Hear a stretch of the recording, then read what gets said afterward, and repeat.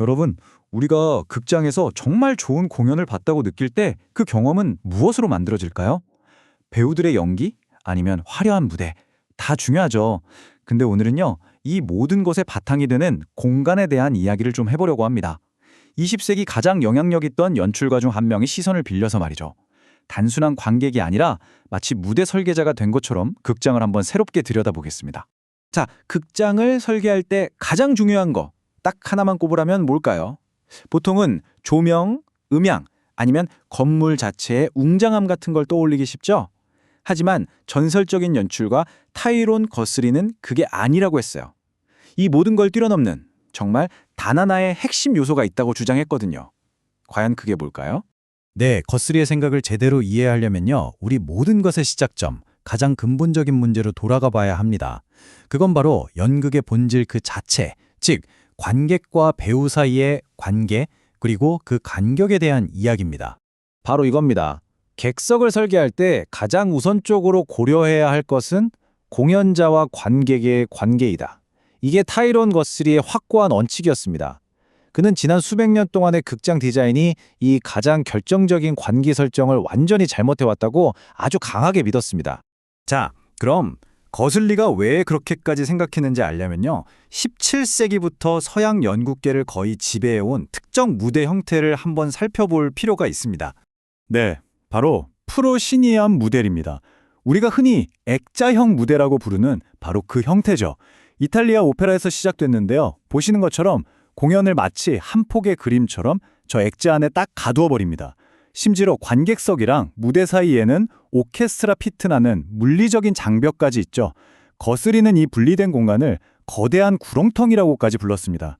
그러니까 이 프로시니엄 무대가 추구하는 목표는 아주 명확해요. 관객들이 너는 지금 완전히 다른 세계를 엿보고 있구나. 저 그림 속에서 인물들이 마법처럼 움직이는구나. 이렇게 믿게 만드는 거. 한마디로 환상을 만들어내는 게 유일한 목적이었던 거죠. 하지만 거스리는 바로 이 점이 근본적으로 잘못됐다고 생각했습니다. 그는 이런 시도를 두고 거실에서 빗자루로 대서양을 쓸어내려는 것처럼 용감하지만 헛된 일이라고까지 표현했어요. 생각해보세요.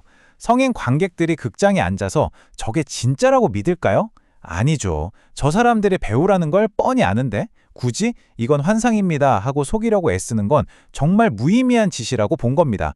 자, 그럼 이 액자형 무대가 문제라면 거스리가 내놓은 해결책은 무엇이었을까요? 그는 개방형 무대, 즉 오픈 스테이지로 돌아가자고 아주 강력하게 주장했습니다. 두 무대의 차이가 정말 극명하죠. 프로시니엄 무대가 관객을 철저히 분리시키고 환상을 줬는다면 개방형 무대는 관객을 무대 가까이 끌어들여 몰입하게 만듭니다. 목표도 환상이 아니라 모두가 함께 참여하는 하나의 의식, 리추얼이 되는 거고요. 경험 자체가 평면적인 2차원에서 입체적인 3차원으로 확장되는 셈입니다. 거스리가 개방형 무대를 주장한 데에는 4가지 이유가 있었는데요. 첫 번째는 바로 원작에 대한 존중이었습니다. 셰익스피어 연극이나 고대 그리스 비극 같은 위대한 고전 희곡들 있잖아요. 이런 작품들은 애초부터 이런 액자형 무대를 염두에 두고 쓰인 게 아니거든요. 원래 관객과 소통하는 개방형 무대에서 공연되던 작품들이란 말이죠. 그런데 이걸 억지로 프로시니엄이라는 틀에 끼워 맞추는 건 작품에 대한 예의가 아니라고, 명백한 잘못이라고 거스리는 주장한 겁니다. 두 번째 이유는 좀 더 근본적인 이야기인데요. 공연의 목적 자체를 다시 생각해 봐야 한다는 거였어요.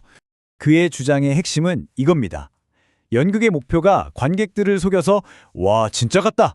이런 환상을 만드는 게 아니라는 거죠.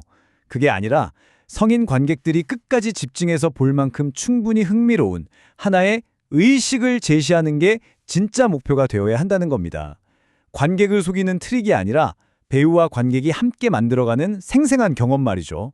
세 번째 이유는 아주 단순하면서도 어떻게 보면 굉장히 과학적입니다. 바로 기하학에 대한 이야기거든요. 이게 무슨 말이냐면요. 무대 주변으로 객석을 둥글게 감싸도록 배치하면 어떻게 될까요? 당연히 더 많은 사람들이 배우에게 더 가까이 앉을 수 있게 됩니다. 아주 간단한 원리죠.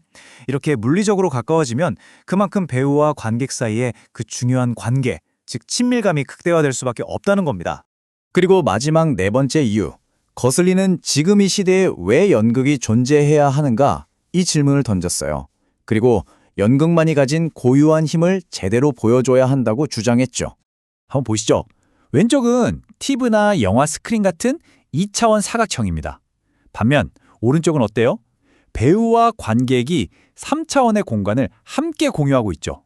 바로 이겁니다. 온갖 영상 매체가 넘쳐나는 시대에 연극이 가진 가장 큰 무기는 바로 이 3차원적인 현장성, 생생함이라는 거예요. 그리고 개방형 무대야말로 이 강점을 가장 잘 살릴 수 있는 무대 형태라고 본 거죠.